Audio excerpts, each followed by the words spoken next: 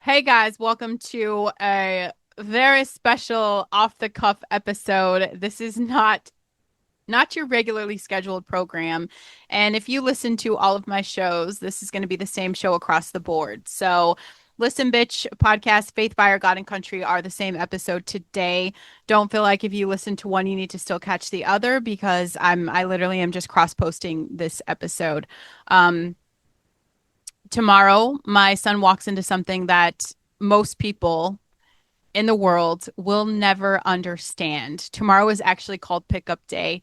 Um, if you don't know what that means yet, what's awesome is by the end of this episode, you're going to know because we're going to kind of go through, I'm going to just kind of go through everything that's going to happen and just all of that. So today is the last day of receiving, and tomorrow the drill instructors come. In case you're new here, I've told you guys how my son was planning to go to the Marines. This has been his lifelong dream, right?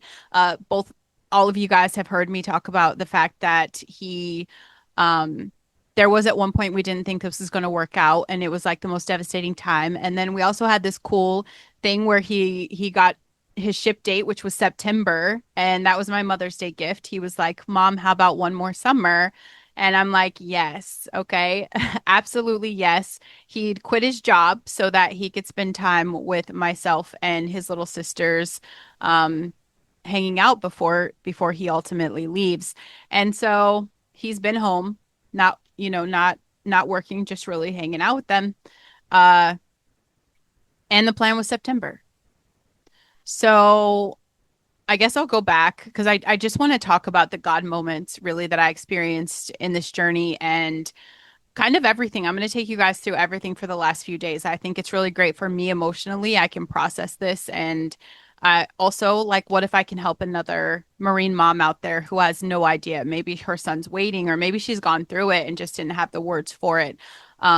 So this is what happened. A couple months ago, I demanded, I declared that July 12th was going to be a family day. And we do have them like every other Sunday, but getting all six of my kids together because I've got two girls that have moved out. They have their own lives, one of them is getting her master's and has a really great boyfriend. The other is engaged and she's a teacher. And I mean, they have their own lives. They're doing their thing. So yeah, schedules get a little messy. I have a 16-year-old who's very outgoing and he's the social butterfly and he has, a job and really hard to get them together. I made this day very mandatory. We've all known about it for about 6 weeks. Big plans, like this is it. And the day before my son who was going into the Marines, we kind of got in an argument about it because he's like, well, I made other plans I forgot. And I'm like, no, sir. Like this is mandatory. You're coming. I planned this a long time ago. I'm demanding. Like you have to go. I'm pulling a mom card. You have to go. And so he's like, okay, yeah. So he cancels his plans. And I told him Sunday morning, I'm like, baby, I'll call it right now. This is one of two mandatory family days that I'm going to put on you before you ship out. So today, and then we'll have a going away party for you when you ship out in September so that all of your siblings, can say goodbye and we can have one last little hurrah together because I think that's important. And he was like, all right, two mandatory family days. That's fine. Okay. So here's the thing, Sunday. Sunday comes around and my three of my kids are at work and they're going to meet us at 4 o'clock. We're supposed to be at my father-in-law's at 3 o'clock. I'm getting stuff ready. My husband loads his truck. He takes the little girl. So it's just my son and I here. And um, his phone rings and he answers it. And he's looking at me and he's shaking his head, yeah. And I'm like, what the heck? And he hangs up the phone and he's like, Mom, if I want to be in infantry, I have to leave Tuesday. And I was like, what? And so I immediately lose it. I cry. I can't talk. I say, just give me a minute. And I breathe and I drink some water and I compose myself. And then I'm like, what's going on? And he makes a couple phone calls to his recruiter, to boss man.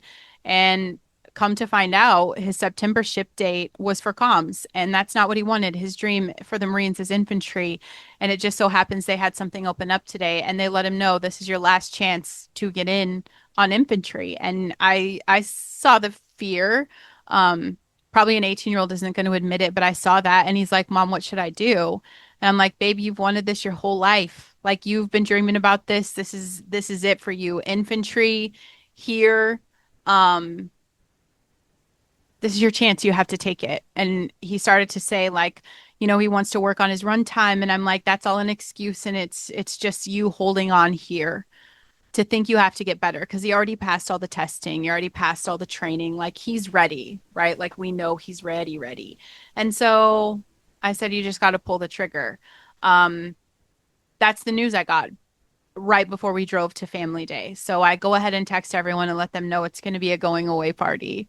Um, so that's it. We have a going away party for him at 7 o'clock that night. He made the official acceptance call, which is where he says, yes, I take the assignment. And then the very next morning, um, we're told he had to come sign at the recruiter office.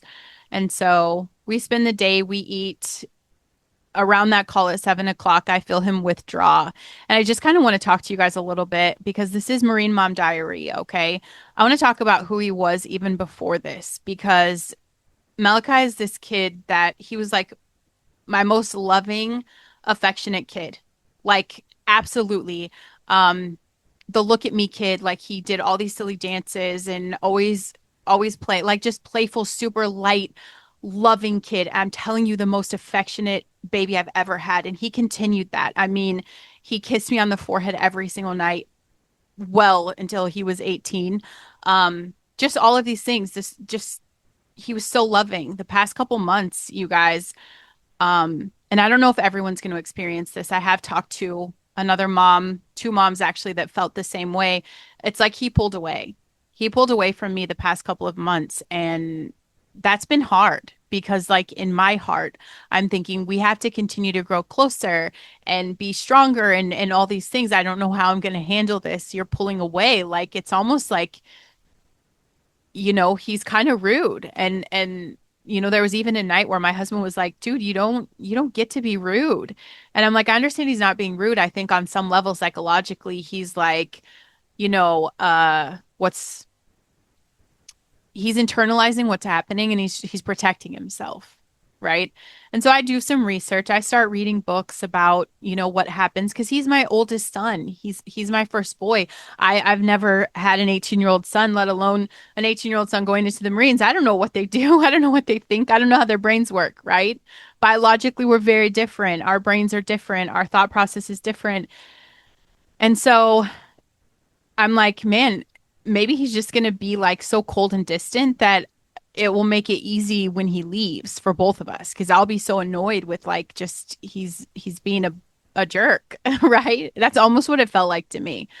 Um and so I'm feeling that feeling. I'm just even just driving to family day and kind of seeing him like he pulled away that night. He let me hug him all day. Like I hugged him and I would just cry, little tears, just crying randomly, periodically, of just like, oh my gosh, this is crazy.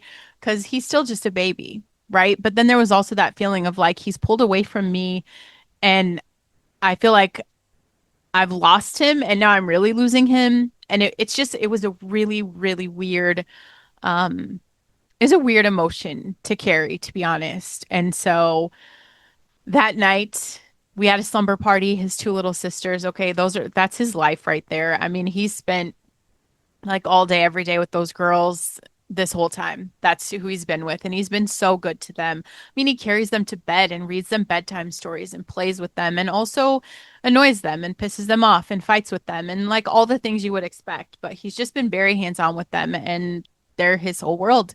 And so we had one last slumber party with him. We, all crawled into bed and played Mario Kart and watched TV until like 3 in the morning. And he has to get up Monday morning. So we stay up all night, basically. And then he has to be at the recruiter's office at 9:30 in the morning. And he's like, Mom, I'm going to go say goodbye to one of my friends. He scheduled a morning breakfast date. So I'm up. I make sure he's up. I couldn't sleep, y'all. of course, obviously. Sunday night there was no sleeping. Um, and so yeah, I wake up with him and he hugs me by and he holds me pretty tight and I felt his little body quake a little bit and I cried, but I knew I was going to see him at the recruiter's office in a couple hours, so I'm like, let him, don't freak out on him right now, okay? You have time to say goodbye. So I gave him that space there. He goes and he you know meets with his friend and stuff, and I meet him at the recruiter office at it, whatever 10 in the morning is when we were there. So we go in there and I pretty much cried. Like from the time he left that morning to go with his friend until I had to leave, it was just like trying to let it out so I could be strong and show him I'm going to be okay. Um, obviously, you don't want your son to think you're emotionally incapable of surviving this. We've all joked about it, always joked about like, this is probably going to kill me. Your sisters went to college. I barely survived that. It was traumatizing for me. But I got to call them. I got to see them. I could drive to them and talk to them whenever I wanted. This was going to be a very different experience. We get to the office and his recruiter is so great, like talks us through everything. Um, he just had a baby, so we got to talk about his baby and just a lot of things. And I felt really comfortable and I felt like this is good. These guys are good. And it God moments. Okay. God moments. Number one, family day that I said was mandatory. We all got to spend the whole day with him before he left. Like we got that time with him. That's a God moment. Okay. Something I didn't see that I can see now that was God definitely moving through us is also the fact that this happened so fast overnight. Because me telling you like how my son was with like his mood and he was pulling away and he was kind of not nice. Okay. He was kind of just, it was almost hurtful, to be honest, to me sometimes. And I gave him the space. I understood, right? I'm not emotionally immature. I didn't take it personal. I'm like, he's protecting himself. But I think if we would have had to wait until September and we're like, okay, 4 weeks left, 3 weeks left, 2 weeks left, 1 week left, I think we would have killed each other.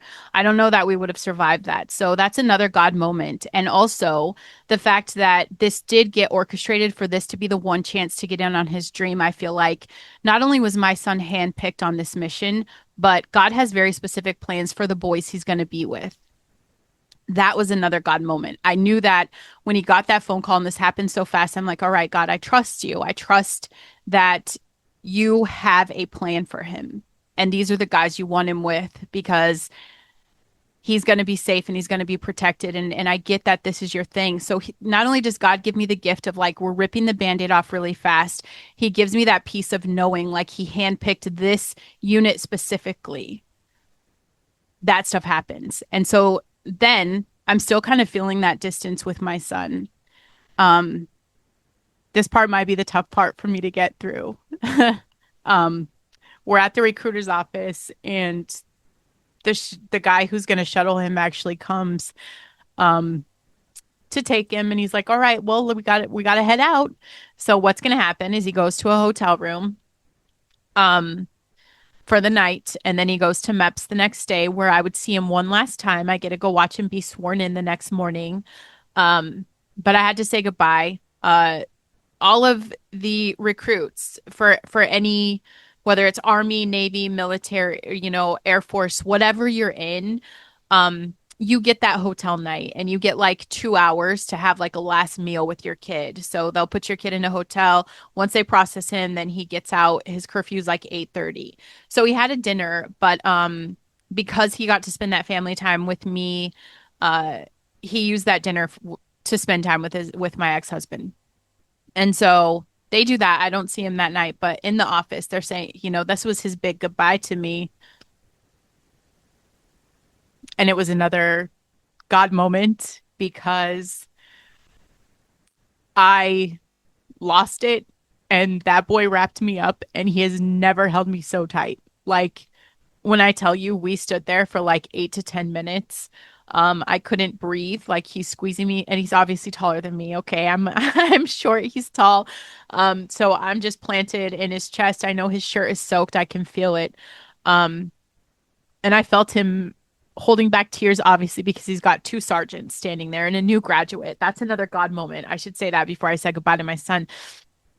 When we're filling out the paperwork, another God moment, an actual recent graduate. He just graduated like a couple days ago. He shows up in the office and gave us a ton of great advice. And it just made me feel good because he was like, "You've got this. You could do this."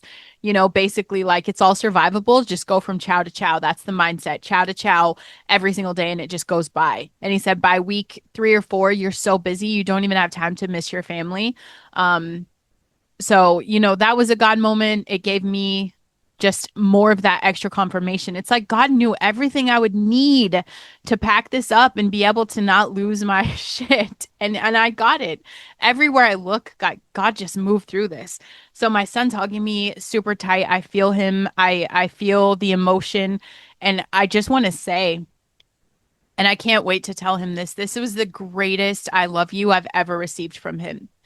That hug was so confirming and it affirmed everything, and it just was so much reassurance of like that kid loves the shit out of me. Like he loves me so much, and I knew no matter how he was acting in those days, he was trying to protect himself. Um, I also got that confirmation too in a conversation we had yesterday while he was traveling. Um, just how he had to handle the emotions, to not be emotional. And so I know he's been trying to protect himself, to be strong, to he said he want to cry like his words, I don't want to cry like a little bitch, right? That's what he said. Um, but I got the greatest goodbye hug ever, ever, ever on Monday. Um, Again, it was just that peace and just I felt it, and I'm like, I'm gonna be okay. He's gonna be okay. This is all okay. So I just told him I'm so proud of him. I know he can do this. We're gonna be fine. It's gonna be incredible. I'm excited to meet the man he's gonna be on the other side. And then I come home and I don't even really know what I did. I don't know what I did Monday. I think we went to the beach, but I was not mentally or emotionally present. Um, Unfortunately, I still don't have an appetite today. I've done a protein shake every day since like Sunday. I know I'm gonna hit a wall for that. Like I woke up with a big headache, probably like super low blood sugar, all the things. I could feel that. Um, but it's just it's such a weird feeling. Like it's in one sense, like the whole world stops. In another sense, like the world doesn't give a shit and the world is continuing to move on and you just have to figure it out. Yesterday he gets sworn in and it was really cool. This is another God moment for me. The recruiter told us to be there at 9 a.m. I was like, heck yeah. So I show up at this office. It's 9 a.m. I'm the second one at the door. And I just stand there and I'm talking to the guy across from me. He's got a son going into the Marines. He was a Marine. It was pretty exciting. Um, so I got to, just talk about that for a minute. And then this was my whole goal of yesterday. I'm like, I've got to find the other Marine moms. And our recruiter was like, there's at least one more Marine from here that I know that's going. So I'm like, I'm going to find her and I'm going to just become her best friend because who else could ever understand what I'm going through? And so usually when I'm in a social setting that isn't for networking intentionally, like network marketing or whatever events I go to where it is just about socializing and meeting people. Um, I'm a very closed off kind of cold person. I'm introverted. I don't like small talk. I don't like talking to people unless I am intentionally planning and am emotionally prepared for that. I went there knowing I was going to talk to as many people as I could. And so it was so great because the next lady to walk up, and I'm actually going to share the link of the show so she can hear this because this is another God moment. The next lady to walk up, I kind of tell her the rules. I'm like, they told me that we can't come inside until 9:45, can't bring anything with us. And I just kind of trauma dumped the emotions about how hard this is. And, I got to hear from her, like, she felt that and she didn't have words for it. So we got to kind of just lean on each other the whole day. I'd say the most unfortunate part of this is that our sons are in different branches. So there is a little difference. Like, I'm going to be super jealous. Her baby's going to be home a lot sooner than mine. Um, but like, it's still that same emotion. Like, we're saying goodbye. We're watching our kid get signed in. Like, we're going through it. And I adore her. Like there was just so many God moments of like being able to talk to her. Um, I I made a lifelong friend. I can guarantee you guys that.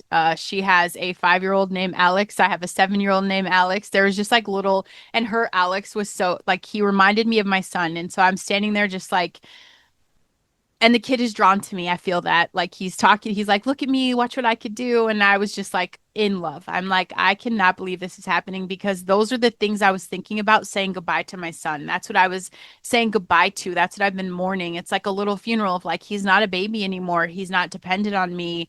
Um, he literally woke up one day and said, I'm going to choose the hardest thing I could choose to do in this life. What's that going to be? Oh, join the Marines. I'm gonna choose the hardest thing I could do. What's the hardest, most demanding job in the Marines? A machine gunner. Ooh, I'm gonna join the Marines and be a machine gunner. Like he's going for all these hard things. And it is that transition. And I think it's new. It's different for boys. Like I've got two older girls, right? They've moved out. I told you they're living their lives. They're in the transition. But with sons, it's very different because they have that biologically ingrained masculine side of like they are the protectors, they are the leaders, they are the guides. So shifting that relationship of like I'm the mom, I'm the boss, I'm the protector, I'm all these things. Suddenly now like I step back and know he's stepping into his own power and it's far beyond anything I can understand. And that's a weird experience as a mom too, of like he is becoming a man. And my new friend Deanne, she's like, I asked the questions of like, did I do enough as a mom? Did I love him enough? And I think really great moms ask those questions. Did I do enough? We start thinking of every mistake we've ever made. We think of all of our shortcomings. We think of what we could have done better. I could have held him longer. I could have, spent more time on the floor playing army guys with him.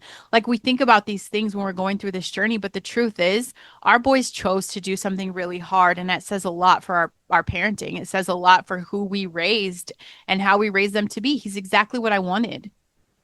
I want that boy to grow into a man who is going to protect and defend people. I want that to be a man who is going to take responsibility for his emotions, his actions, his health, his mental awareness, his capacity of just being a human. And this is the most incredible way to do that.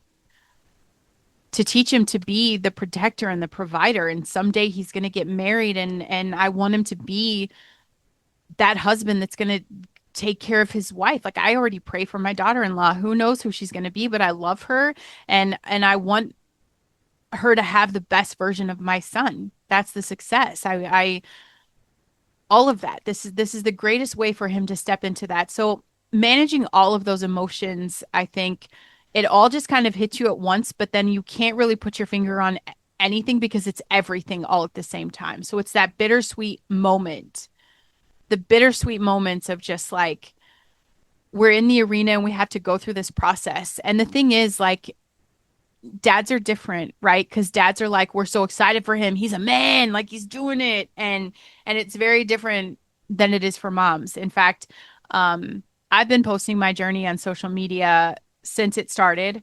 And so it's been all about the Marine Mom Diary. And I am getting so much hate right now. So much hate for people, and most of the people are men. I've only had one woman. She was like, you're not the first Marine mom. Clearly I'm not, but this is my first experience. And what if my experience can help you in your experience? What if me talking about this can help give another mom words to kind of process the emotion? Because that's the thing. It's not just our sons growing and leaving. We're being called to grow and shift too, to evolve into a better person. That's my realization. My son has 13 weeks here. I've got 13 weeks here too, because it's not fair that he's going to be someone different on the other side. I want him to look at me and see someone different on the other side too. I want him to know, you guys, this is the greatest realization I've had today. I've spent countless amounts of money on life coaches, on, business coaching, on everything. I have so many mentors. Nobody in my life has inspired me more than this kid has inspired me. Not at all. And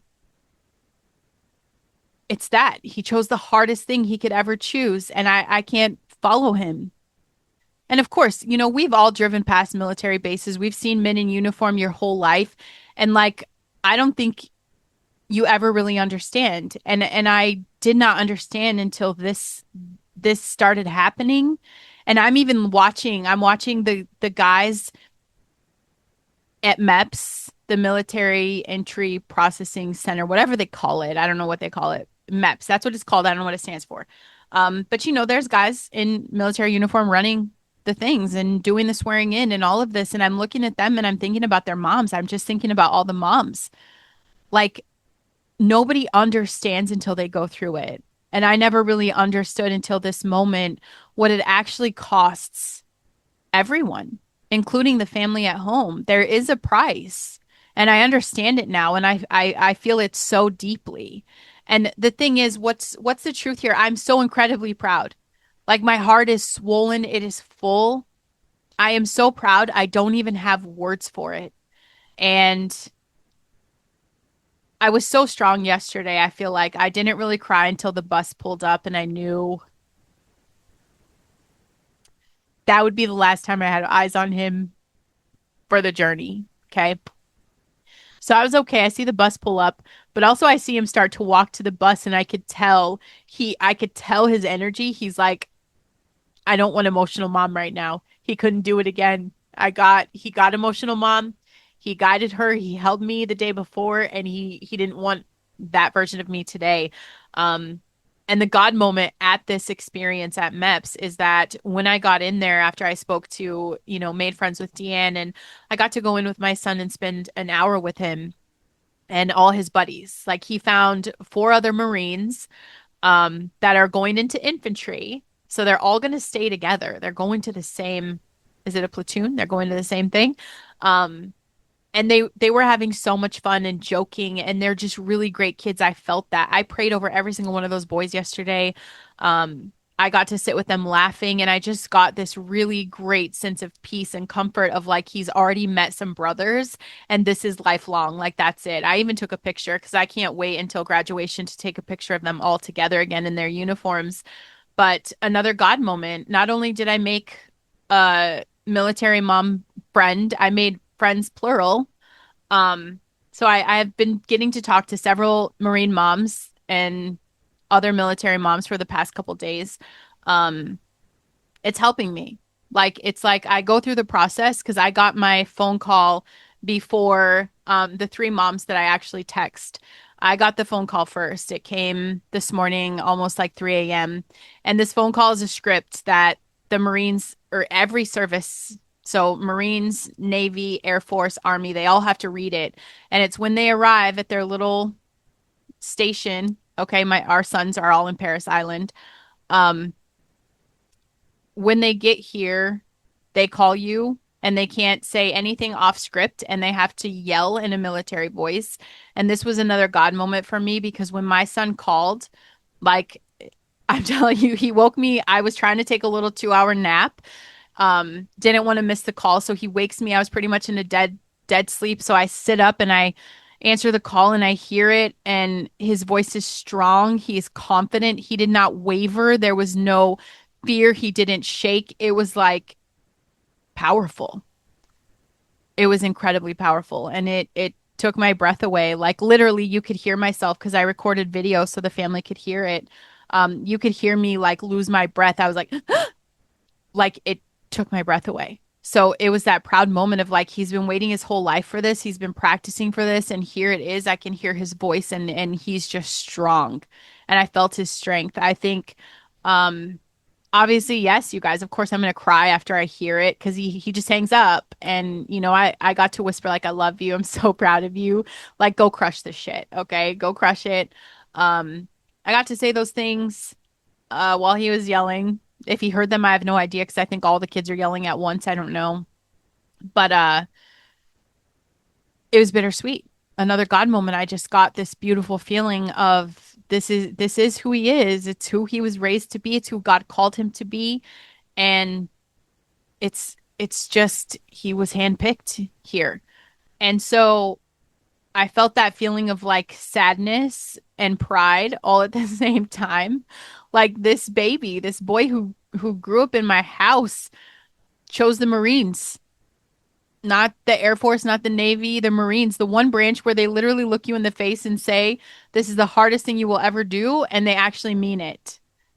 They mean it. So yeah, I've been up for days. I've cried a ton, but I've also been sitting in something that I can only describe as holy. And it is this quiet knowledge that he is exactly where he's supposed to be, doing exactly what God built him for. When I mean, his whole life. You guys, his whole life. He's been military leader. I remember, Discord first comes out and he joined this thing where it was like military ranking when he was just little. And it was so important to him. He would read documents and study so he knew exactly like how the process went. Like I just can't even if you would have met my son the past couple of months, you would be like, "Oh my gosh, is he in the military?" The way he walks, the way he carries himself, the way he talks, like all of these things, it's incredible. Um so yeah, I'm sitting in this space of like my son is making his dreams come true and he's doing some really hard stuff and then also mourning the fact that I'm not the same mom to him. I'll never be the same mom to him. Our roles have completely shifted. That boy doesn't need me on that level anymore. I don't have to hold him when there's a scary storm. I don't reassure him. He'll be the one trying to reassure me, right? Like he's fine. He's gonna be a whole ass man and a leader. So I know with all these moments, it is just an incredible God moment. And the next few weeks are going to be a little wild. I do have an incredible calendar. So this is what our Marines are doing this week. And if you are I guess I'm really speaking to the Faith and Fire audience more than my listen bitch. But I mean, truly, if you are a patriot, like just understanding what these guys go through, I think gives you a whole different level of respect for what they're doing and what really matters in this country and the history of this. Like it just brings so much pride of like the sacrifice they make. So what they're doing this week, it's receiving. And so this is what I'm saying. I'm calling myself out on the 13 weeks. Today was kind of it was a weird day for me. I'm not gonna lie. I got that phone call. I cried for a while. Um, I woke up this morning and I can't even explain to you how much my body carried stuff and all of this. I felt like I've been hit by a truck or like I'd been on this crazy drinking binge. I had a massive headache. My brain was foggy. Like I'm walking through the kitchen. This is usually my husband in the mornings, and I'm like, I don't even know why I'm standing in here. It's been a really weird off day, and part of what I was processing is like on the understanding of what he's going through for the next 13 weeks. He doesn't need to be the only one that changes. How can I lock in? How can I lock in? So I spent some time in my office creating a new calendar. And tomorrow is the day that we start. It's the day that I really level up to my potential and stop just tiptoeing around everything I'm doing. It's like I'm really decent at a lot of things. I'm a decent podcaster. I'm a decent podcast coach. I'm a decent author. I'm a decent, all these things, decent homeschool mom.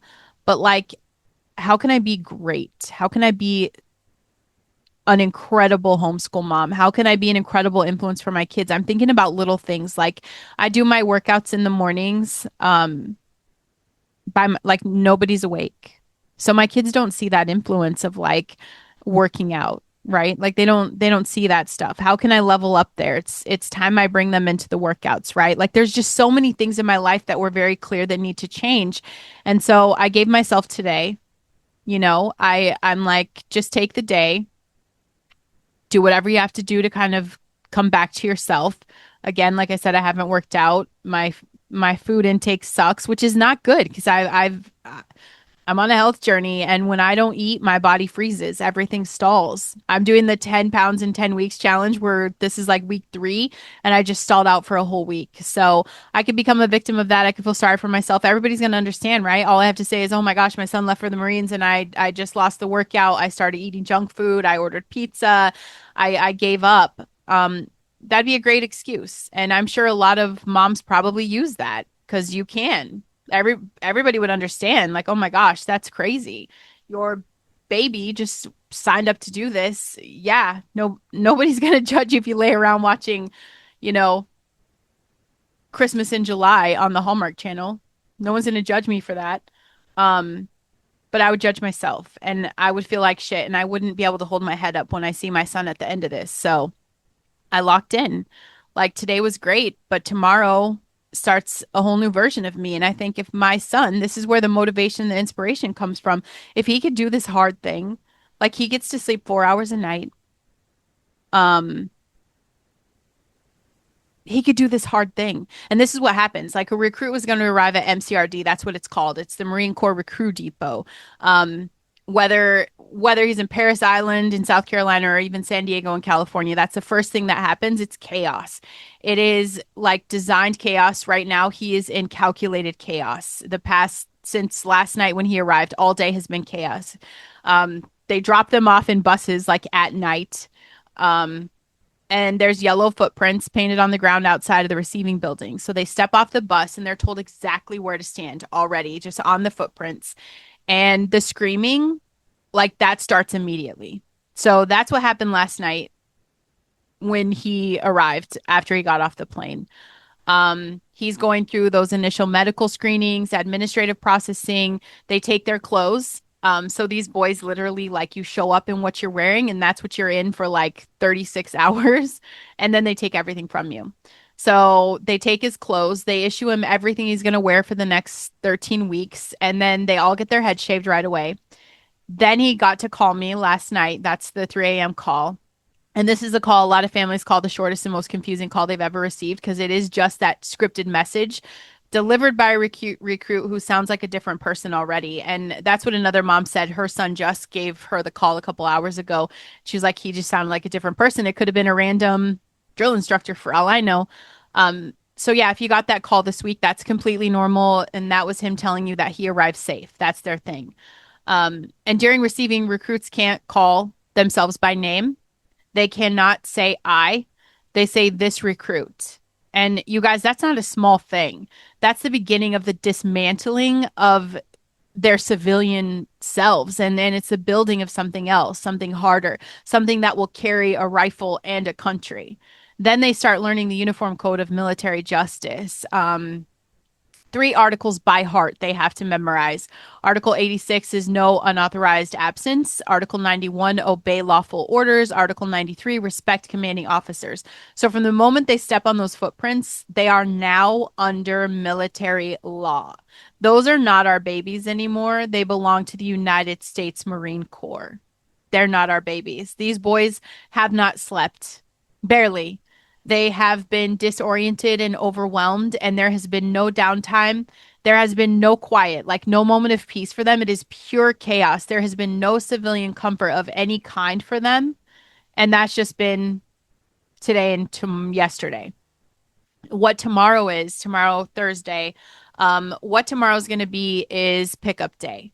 So if you're a Marine parent, you guys can go to marineparents.com and you can see the calendar.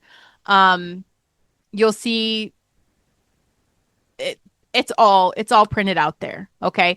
This is what happens. So tomorrow morning, the drill instructors come to the recruits. The senior drill instructor, the hat is that he walks in. And for a lot of recruits, they say that is the most terrifying moment of their life to that point.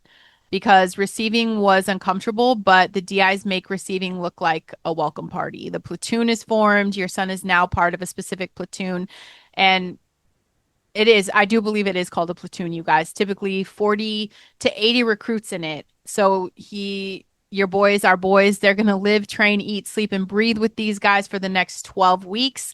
You learn their names, carry their weight, push them when they want to be quiet, and hopefully they do the same for him. So it's just the brotherhood, right? I've joked yesterday, like you boys are all going to be trauma bonded, literally.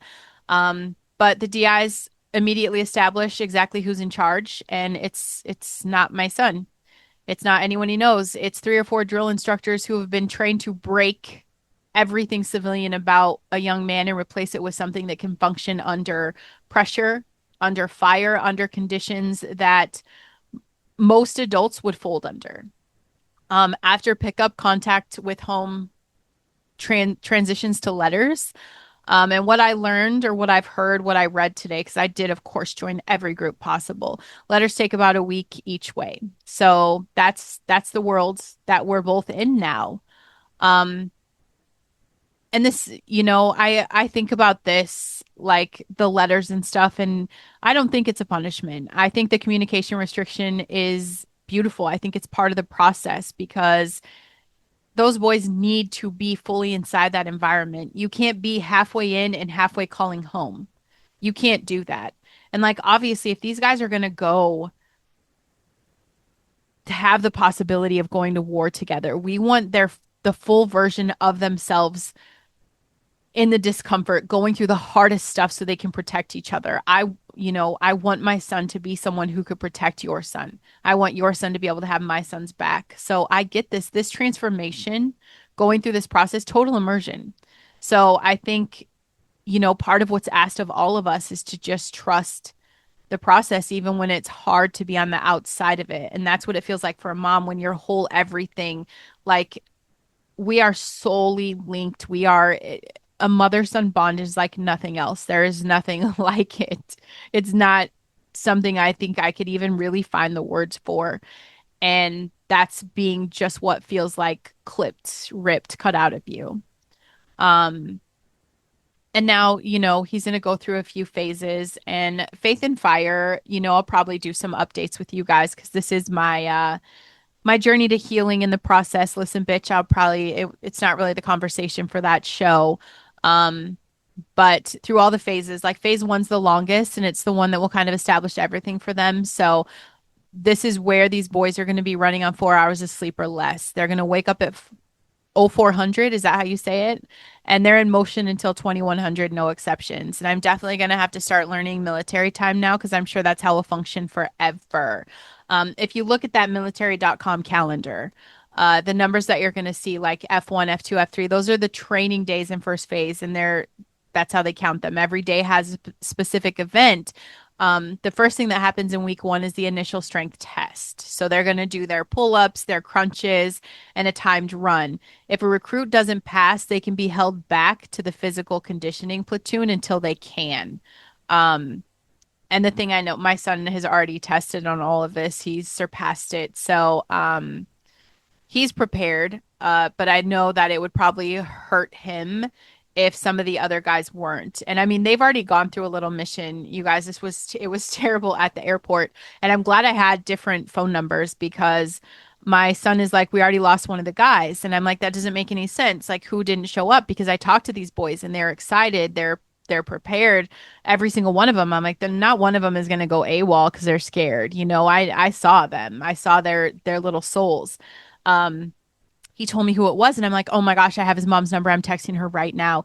And sure enough, this kiddo, they told him he had time to go to the bathroom and to come back, and he missed his flight. So I've been blessed to get a chat with her a little bit. I told her the boys are crushed. They already feel like they lost people, and they thought they lost another one who was waiting at the gate for this other kid. And so I'm texting him, and I'm like, I just want to make sure you made it on the plane because nobody can see you, and they think that you're lost too. And so, it all worked out, but it already, especially for this little guy, um, getting there a little late, getting separated, they're already just kind of experiencing all of those moments.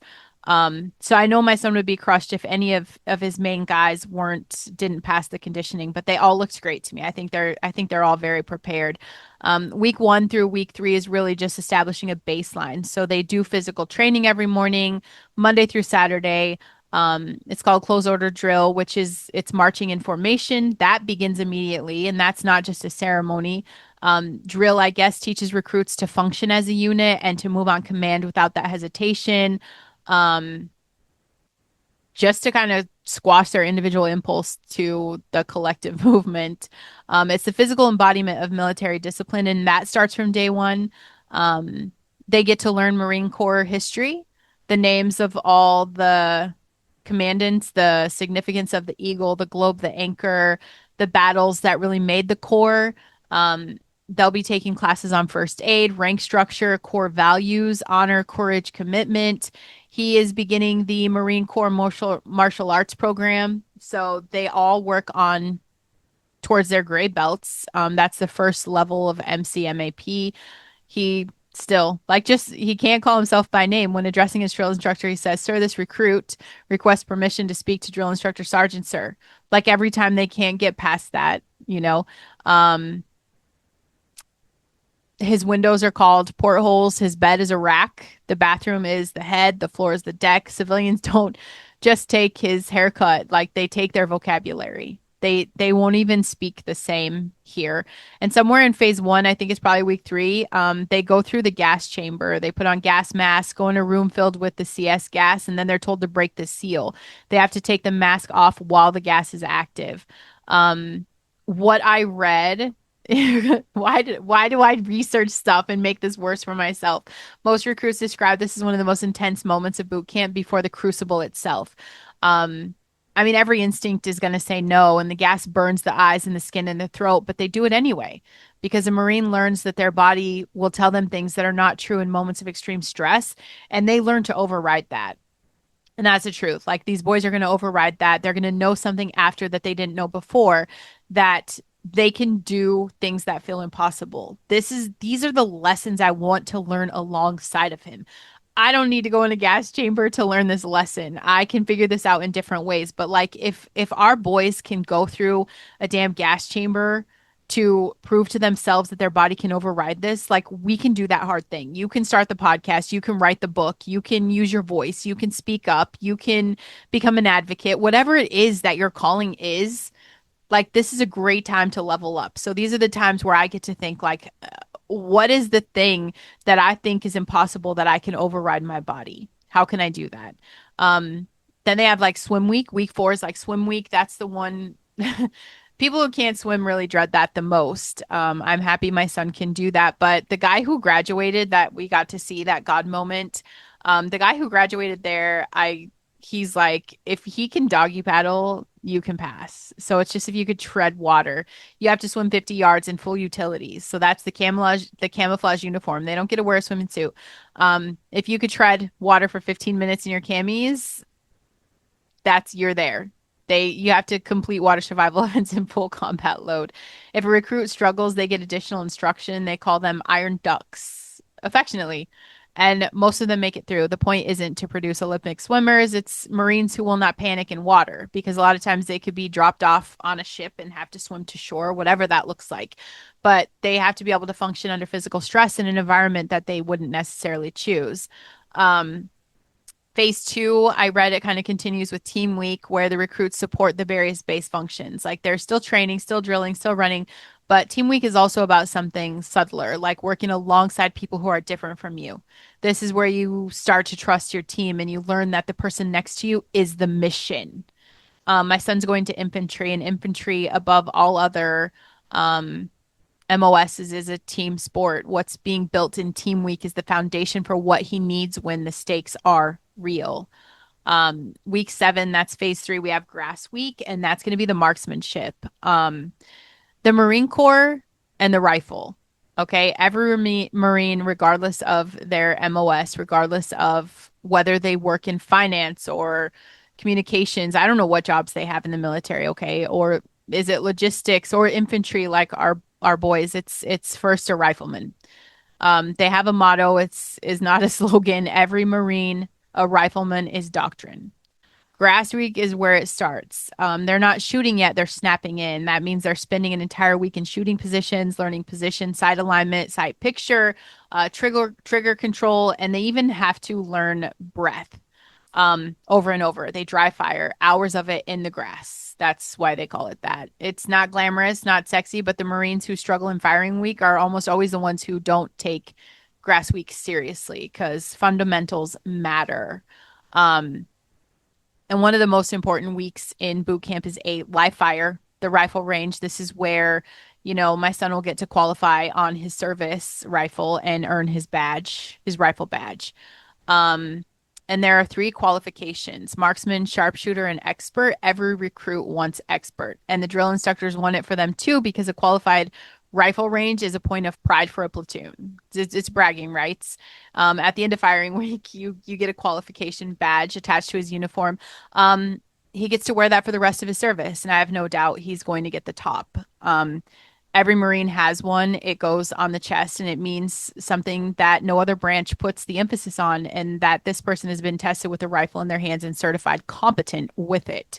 Then we have the final week before the Crucible, and that's field training. So they do land navigation, tactical patrols, simulated combat scenarios, carrying casualty dummies, buddy rushes, night operations. My son loves this. Like, he liked the buddy operations. They did a lot of that before he left. But this is where these boys learn to function in the field as a fighting unit. It's where the classroom knowledge and the physical conditioning really start merging into something that builds our kid into a warrior. Um, then we have the Crucible, and I feel like this is like every parent's like heartstring. This every kid in here is probably carrying the weight of what's coming when it comes to the Crucible. This is a 54-hour field event that is the defining moment of Marine Corps recruit training.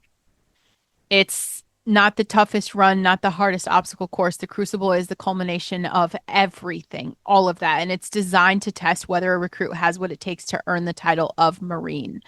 Those 54 hours, Monday night, the week of the Crucible, begins with a night hike. That's 5 kilometers in the dark with full gear.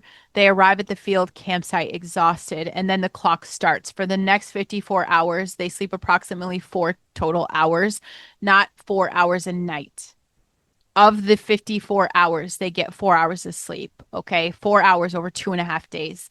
They ate 2.5 MREs for the entire event on a day when a grown man doing nothing. You guys, these babies burn 2,000 calories. These recruits are burning 4,000 to 5,000 on only 1,000 calories of food. They hike approximately 45 miles over the course of the 54 hours.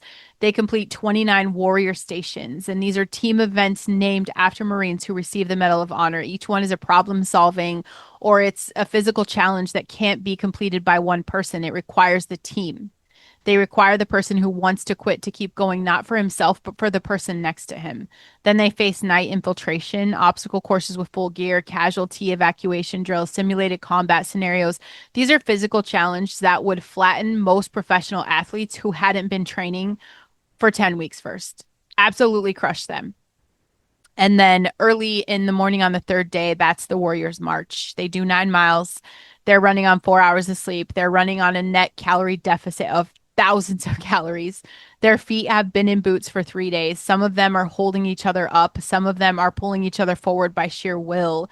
And at dawn, at the end of the Warriors March, there's a ceremony. And this is where drill instructors who have screamed at these babies for 10 weeks. I say babies, they're recruits. I'm sorry.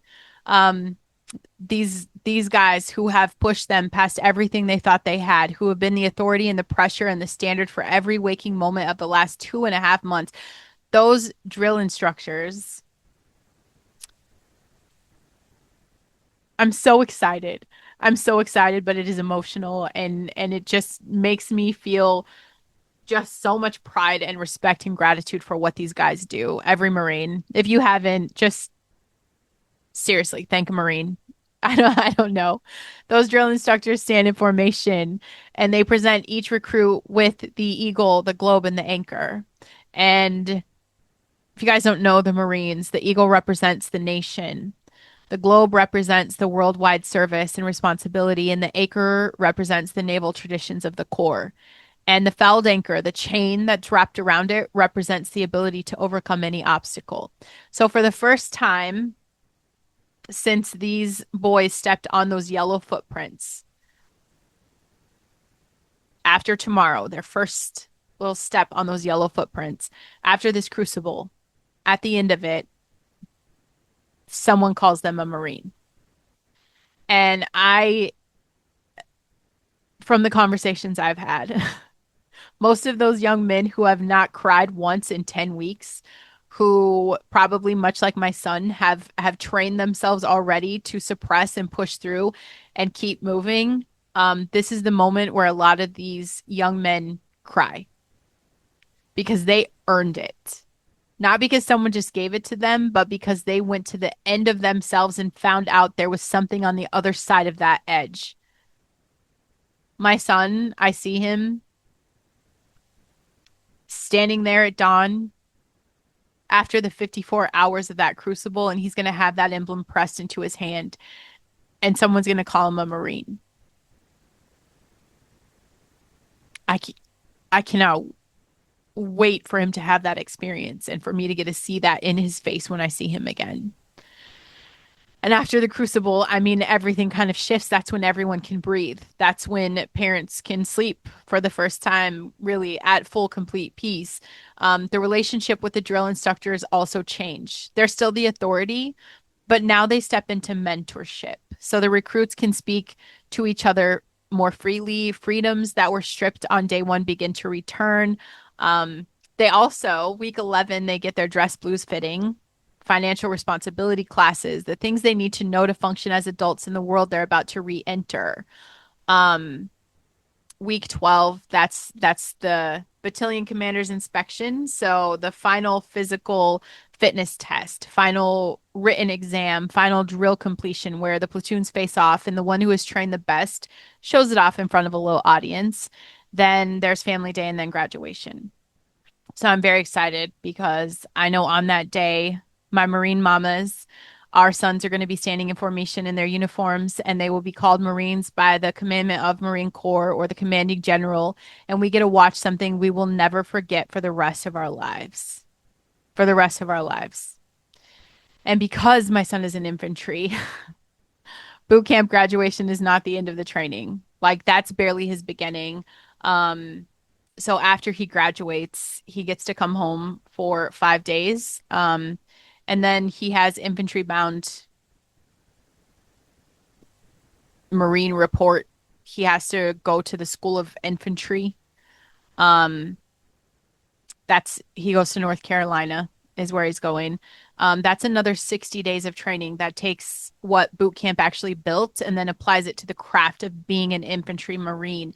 So he learns infantry tactics at a level boot camp only introduces, so he'll learn the patrolling, warfare, weapon systems beyond the rifle, mortars, machine guns. That's his dream. Like he wants to be the machine gunner, fire team and squad tactics, all of these things, how to take over a building, how to move through terrain, how to be the thing that goes first when no one else can. Um, and yeah, so he goes to school there. This is going to be a long it is going to be a long process.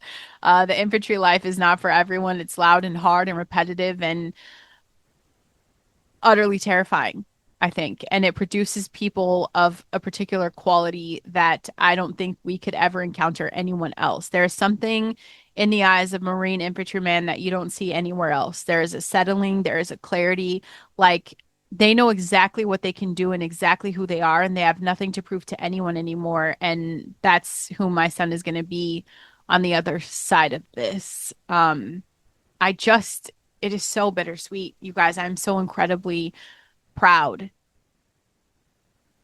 that he chose Marines. It was literally a matter of how do we, how can I choose the hardest thing in life and do that?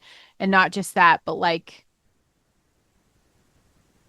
what's the hardest job? What's the hardest job I could choose? And Marines is a little different. Boot camp for them is 13 weeks. Army is 10. Air Force is 8.5. And the Navy is 8. Um, they have no weekends off, no breaks from the total environment. Marines is the hardest because of the Crucible. Nothing like that exists anywhere. The pass rate is 80%, and that means 1 in 5 people who try to become a Marine don't make it. This title is earned, it is not given, and they will never call you a Marine until you have done the thing, and that thing is real. And my Malachi David, I'm so incredibly proud. Um, Obviously, biblical Malachi is from the Hebrew. It means my messenger, a messenger of God. And he's talked about this since he was double digits. Malachi was the last prophet of the Old Testament. The last book of the Old Testament bears his name. He was a man God called to speak truth to a people who had grown comfortable and complacent in their faith, who were going through the motions, who had stopped believing their own belief. Malachi's last prophecy, the last words of the Old Testament before 400 years of silence before the birth of Christ in chapter 4, verses 5 and 6. See, I will send the prophet Elijah to you before that great and dreadful day of the Lord comes. He will turn the hearts of the parents to their children and the hearts of the children to their parents. He will turn the hearts of the parents to their children and the hearts of their children to their parents. And I think about that verse. I thought about it 1,000 times since this week started. My heart has never been more turned toward my child than it is right now. And I believe his heart is turned towards something too, something that has my name in it somewhere, even when he can't write home yet. And David, I mean, obviously, his middle name comes from the greatest warrior poet in the history of scripture. David, the king of Israel, a man after God's own heart. He started as a shepherd boy, the youngest son, the one nobody thought of first, killing a giant as a teenager with a sling and a stone and a question, is there not a cause? He became the greatest king Israel ever had. He also failed spectacularly, sinned deeply, and was broken by his own choices. And God never stopped calling him a man after his own heart because David's heart kept returning. He wrote Psalm 22 in his deepest suffering. He wrote Psalm 23 in his quiet trust. He wrote Psalm 51 in his deepest shame. He wrote Psalm 139 in his wonder. Psalm 139 verse 13, for you created my inmost being, you knit me together in my mother's womb. And I think about that. That's a verse that stood out when I was pregnant with him. When I'm thinking about this, is that God knit him together. His lungs, his hands, his compassion,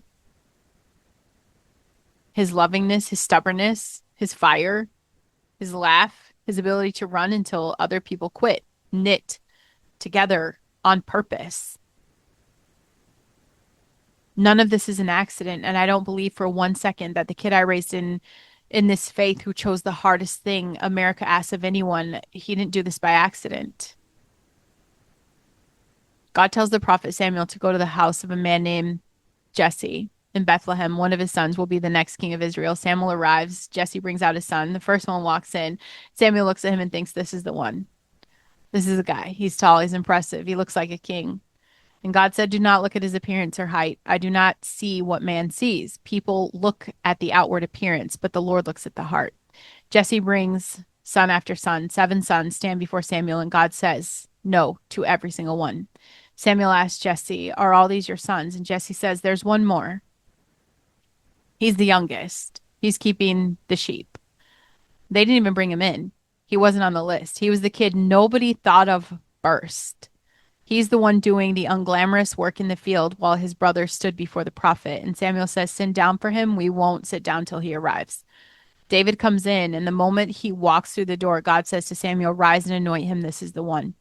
And Samuel anointed him right there in front of his brothers in his father's house, covered in the smell of whatever the sheep had been doing that morning. And from that day, the Spirit of the Lord came powerfully upon David. I don't know what God is doing in my son. I don't know what battles he's going to fight. I don't know what ground he'll take or what brothers he'll carry through the dark. I don't know where in the world his boots will stand or what he will be asked to do. But I know that the God who found David in a field and said, this is the one, he does not stop doing that. He's still finding people who weren't on anyone's list and calling them into something bigger than anything their family thought to prepare them for. And I believe with everything that I am that my son, Malachi David, is one of those chosen people.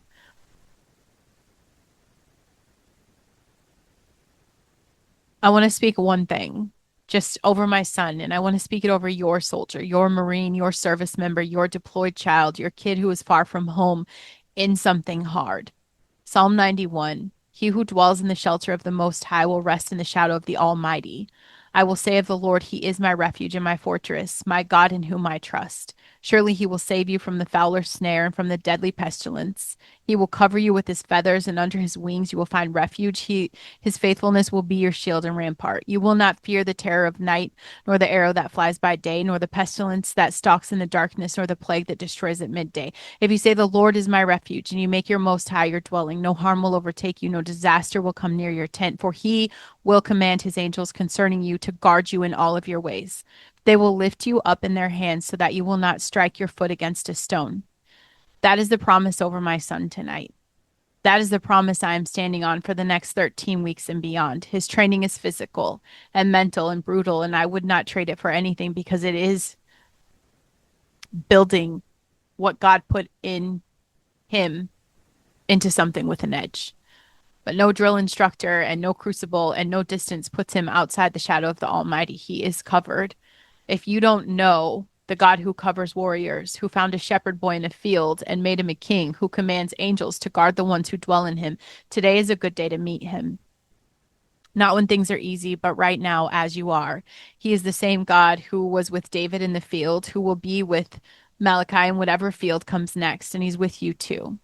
Semper Fidelis, always faithful. That's the Marine motto, and it's also word for word the nature of the God who called my son. I love you guys. 13 weeks. Clock starts tomorrow, boots on the ground. I don't know what tomorrow looks like, but I know I will give it my all because I'm completely, incredibly inspired and moved by the strength of my son. We will not be the same people when we meet again. And that is my promise to him and the promise to myself and the promise to my family. I love you guys. Malachi David, I love you. So incredibly proud. And I will see you on the other side of the crucible.